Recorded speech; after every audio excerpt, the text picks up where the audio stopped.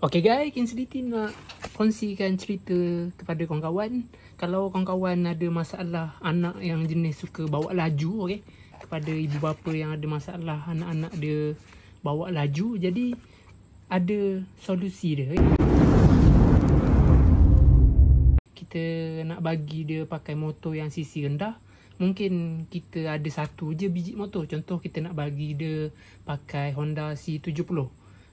Kan slow kan, dia pull out throttle pun dia pergi 50, 60, 80 standard.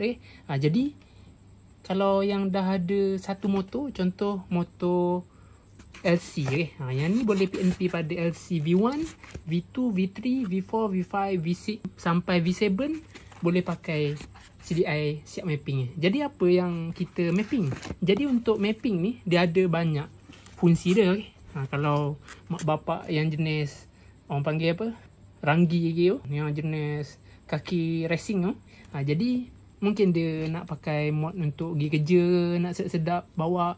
Jadi boleh tekan mod nombor 8. Jadi untuk kita kawal kelajuan anak kita, time dia bawa motor kita, kita cut off. Kita limitkan kelajuan dia. Jadi untuk limitkan kelajuan ni, kawan-kawan tekan je. Tekan je mod nombor 4. Dia cut 4000 RPM. Jadi motor boleh pergi 80, 70, 60. Dia cut off.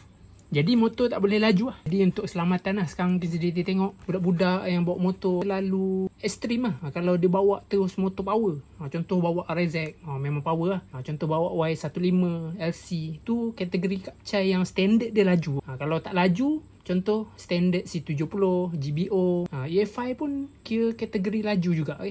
Dia boleh pergi 100 ke atas kalau standard. Jadi kalau setting tune semua, kalau keluar kilang tu biasa standard tu 100 ke atas dapat. Jadi laju. Jadi untuk EFI ada untuk EFI. Siapa yang nak kawal kelajuan anak-anak dia, boleh pakai ni lah. Bagus lah. Jadi dia pull lah throttle macam mana. Contoh motor kawan-kawan boleh pergi 18. Jadi dia tekan out throttle pun, dia pull out throttle pun, dia pepah out throttle pun, tetap motor tu hanya boleh pergi 80, 70.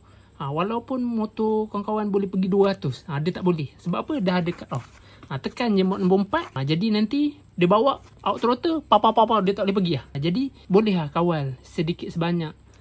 Kalau tak ada cut off, nak pula sedap dia pergi-pergi je, lepas ke longkang, lepas ke divider, lepas ke kereta orang. Jadi bahaya lah. Jadi sedikit sebanyak dia membantu untuk kita kawal kelajuan anak kita.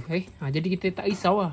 Dia pull out throttle pun, motor tetap ada cut off. Jadi yang ni kawan-kawan set dia. Contoh kawan-kawan pasang ni kan, kawan-kawan pasang dekat dia punya soket ni.